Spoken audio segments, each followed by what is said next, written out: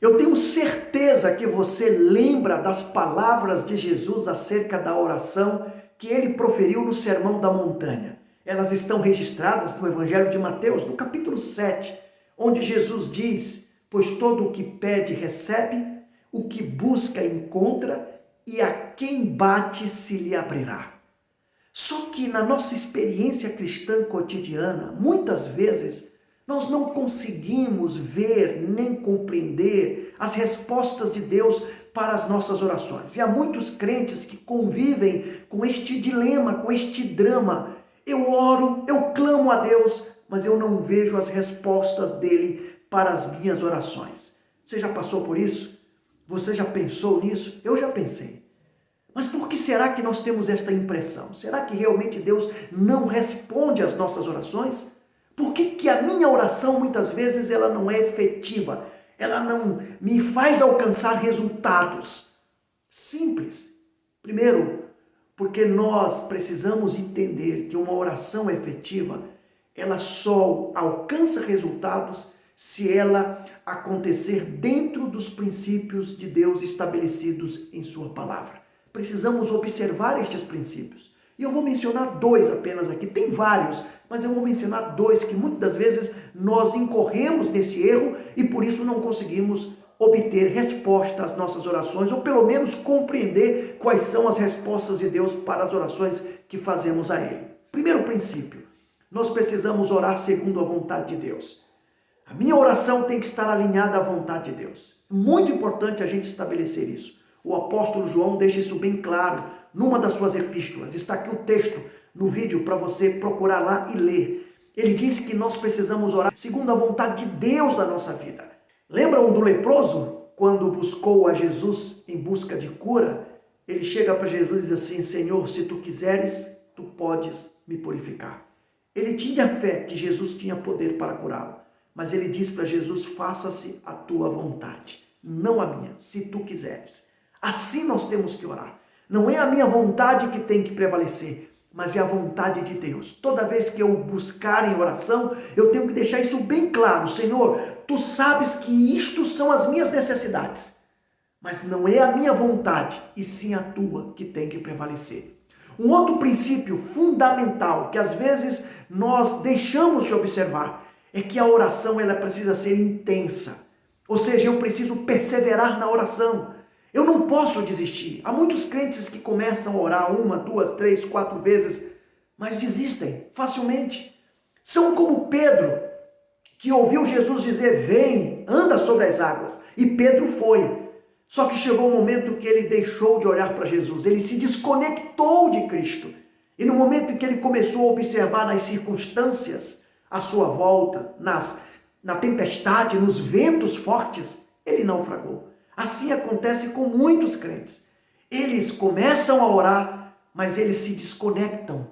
Eles param, interrompem a comunhão com Deus, interrompem essa vida de oração. E meu amigo, quando eu não persevero, quando eu não oro intensamente, Deus não pode me responder. Ou eu vou ser impedido de compreender com a resposta de Deus. A igreja, lá em Atos dos Apóstolos, no capítulo 12, estava reunida em oração por Pedro, que encontrava-se preso. Lembram disso? E lá diz em Atos 12 que a igreja orava intensamente, com muita força, com muita disposição, com muita intensidade, perseverando. E Deus respondeu a oração livrando Pedro. São dois princípios que eu preciso observar se eu quero que as minhas orações sejam efetivas. Agora, além desses princípios, eu preciso entender que há algumas práticas que eu preciso exercer na minha vida de oração. Por exemplo, quando eu orar, eu preciso ter um método bem claro de oração. É muito comum alguém chegar para você e dizer assim: ora por mim, eu estou precisando de oração. E você até diz: sim, vou orar por você. Mas eu pergunto, você anota o nome dessa pessoa? Você anota, você tem um caderno para anotar quais são as necessidades dessa pessoa? Você é uma pessoa que ora regularmente? Você tem um hábito de oração? Porque esse é um outro procedimento, uma outra prática que nós precisamos adotar, o hábito da oração. Ou você é aquela pessoa que ora esporadicamente, só quando a coisa aperta, quando você passa por uma situação difícil? Então, desenvolver um método, fazendo com que isso faça parte da sua vida diária, cotidiana, vai fazer com que a sua oração alcance mais resultados, seja uma oração efetiva. E a última coisa que eu quero destacar aqui dentro desses procedimentos, dessa prática de vida de oração, é que eu preciso orar mais pelas pessoas, orar mais pelos outros. Às vezes a minha oração é egoísta, ela só pensa nas minhas necessidades. E eu me esqueço que há uma multidão de pessoas que eu conheço e que precisam da minha oração. E o mais importante, precisam da minha oração para que elas se despertem para o conhecimento do Evangelho, para que elas se despertem para aquele que pode salvá-las, que é Jesus Cristo. Nós somos intercessores e o intercessor é aquele que ora pelas outras pessoas, por aquelas que estão precisando de salvação, estão precisando do socorro de Deus. Meu irmão, se você seguir o que eu acabei de colocar aqui, os princípios de Deus estabelecidos em sua palavra acerca da oração e essas práticas que nós temos que exercer, com certeza a sua oração será efetiva. Eu já ia me esquecendo de uma coisa muito importante que provavelmente você já ouviu várias vezes, mas vale a pena repetir aqui. Lembre-se, Deus, ele sempre responde às nossas orações.